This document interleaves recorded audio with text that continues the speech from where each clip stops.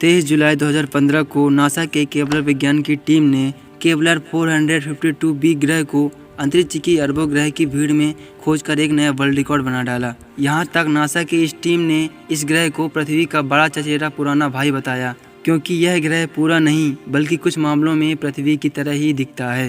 Kepler 452b ये पृथ्वी के आकार का वो पहला ग्रह है जिसे अंतरिक्ष में दूरबीन की मदद से सन 2015 में खोजा गया था। यह ग्रह पूरा हमारी पृथ्वी की तरह ही दिखता है, मतलब कि जैसे हमारी पृथ्वी में पानी, वातावरण और पहाड़ जैसी चीज़ें मौजूद हैं, ठीक ऐसे ही कुछ ऐसे मामले इस ग्रह में देखे जा चुके हैं। आज तक के रिकॉर्डों के अनुसार यह प्लैनेट हमारी पृथ्वी से करीब 1402 प्रकाश वर्ष दूर मौजूद है, जो कि कुछ इतना होता है कि अगर हम आज ही वहां जाने के लिए यहां से रवाना हों तो हमें करीब 30 मिलियन मतलब कि 25 करोड़ साल से भी ज़्यादा का टाइम लग सकता है। साथ ही साथ यह भी पता लगाया जा चुका है कि यह ग्रह हमारे सौरमंडल से करीब 4.5 अरब साल पुराना है।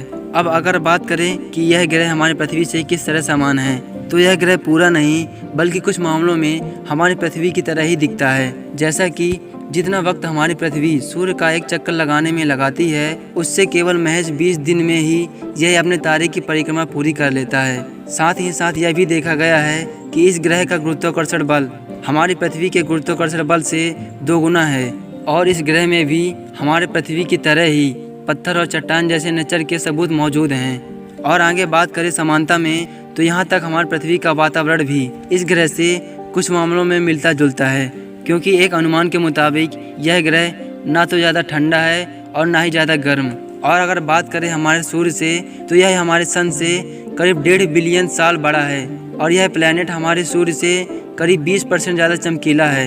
एक अनुमान के मुताबिक यह पता लगाया गया है कि शायद इस ग्रह का साइज हमारी पृथ्वी से करीब 1.5 गुना ज़्यादा हो सकता है। अभी तक की गई सभी खोजों के अनुसार नासा के वैज्ञानिकों का यह कहना है कि इस नए ग्रह पर जीवन के लिए पर्याप्त साधन उपलब्ध हैं, मतलब कि कई कंडीशन में इस ग्रह पर जीवन पाया जा सकता है। यहाँ तक केपलर 452b का तापमान और गुरुत्वाकर्षण और वहाँ का वातावरण काफ़ी हद तक हमारी पृथ्वी से मैच करता है, मगर इसका मतलब यह बिल्कुल भी नहीं हो सकता कि यह ग्रह हम इंसानों के रहने के काबिल है। शायद यहाँ पर रहने की बात तो बहुत दूर की है, इस ग्रह तक पहुँचते पहुँचते ही हमें करीब 25 करोड़ साल बीत जाएंगे। तो ऐसी स्थिति में यहाँ पर पहुँचना हमारी कल्पना है। हालांकि हम इंसानों ने पिछले कुछ दिनों में टेक्नोलॉजी में काफ़ी ज़्यादा तरक्की हासिल कर ली है, लेकिन अभी तक हम टेक्नोलॉजी में उतना भी आगे नहीं हुए हैं कि 1400 प्रकाश वर्ष दूर ग्रह की सैर कर रहे हैं। और अब शायद आपके मन में भी वो सवाल उठ रहा होगा कि क्या वाकई में इंसानी जीवन इस ग्रह में संभव है? तो इसका सीधा और साधारण सा जवाब है नहीं, क्योंकि यह ग्रह आज हमसे पूरे 1400 प्रकाश वर्ष दूर मौजूद है, जहाँ एक प्रकाश वर्ष का मतलब यह होता है कि प्रकाश एक साल में जितनी दूरी तय कर लेगा उसको हम एक प्रकाश वर्ष बोलेंगे।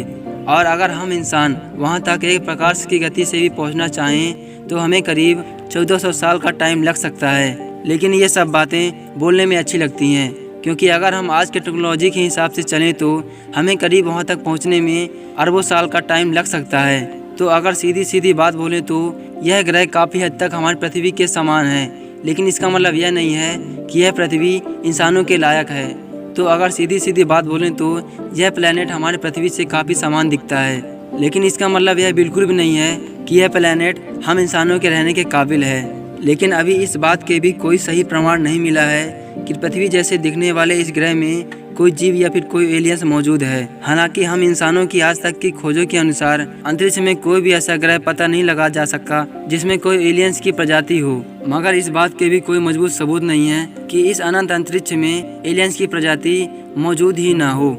और हम इस बात को भी नज़रअंदाज नहीं कर सकते कि आज के टाइम पर इंसान चंद्रमा और मंगल जैसे ग्रहों पर पहुंचकर जीवन बसाने की कोशिश किया जा रहा है, और शायद आने वाले भविष्य में हम इंसान इन ग्रहों पर अपनी बस्तियां बसा सकें। मगर आज के टाइम पर ऐसा होना बिल्कुल नामुमकिन है कि हम केपलर 452b प्लैनेट पर इंसानी बस्ती बसाने या फिर वहां तक पहुंचने के बारे में सोचें। और एक बात चलो मान लेते हैं कि अगर इंसान वहां तक पहुंच भी गया तो इस बात के क्या सबूत हैं कि वहां पास एलियन प्रजाति मौजूद ना हो। और अगर ऐसा होता भी है तो वहां की एलियंस प्रजाति हमसे कहीं ज़्यादा एडवांस टेक्नोलॉजी के बनी हो। और ऐसे ही बातों को लेकर हम यह बिल्कुल भी नहीं बोल सकते कि वहाँ पर इंसानी जीवन गुजारना संभव होगा। हालांकि यह बात पूरी सच है कि नासा के द्वारा पृथ्वी के जैसे दिखने वाले ग्रह को अंतरिक्ष की गहराइयों से खोज निकालना एक बहुत ही बड़ी उपलब्धि से कम नहीं है। लेकिन अंतरिक्ष में ग्रह को खोजना और वहां पर इंसानी बस्ती बसाना, इन दोनों में जमीन और आसमान का अंतर है। और आखिर यह अंतरिक्ष कितना बड़ा है और इसका विस्तार कहां तक है, इस बात का सटीक जवाब आज तक कोई भी नहीं दे पाया। और हम इस बात को भी नज़रअंदाज नहीं कर सकते कि हमारी पृथ्वी की तरह ही अंतरिक्ष में अरबों खरबों ग्रह मौजूद ना हों। और यहाँ तक इस प्लेनेट में एक फैक्ट की बात यह है कि जितना वक्त हमारी पृथ्वी सूर्य का चक्कर लगाने में लगाती है, उससे कहीं 20 दिन के ज़्यादा के टाइम में यह प्लेनेट अपने तारे की चक्कर पूरी कर लेता है। और चलो मान भी लेते हैं कि इंसान वहाँ तक जाता भी है, तो इंसान के वहाँ तक पहुँचते पहुँचते 25 करोड़ साल गुजर जाएंगे। तो इतने टाइम में धरती से इंसानों का नामो निशान खत्म हो जाएगा।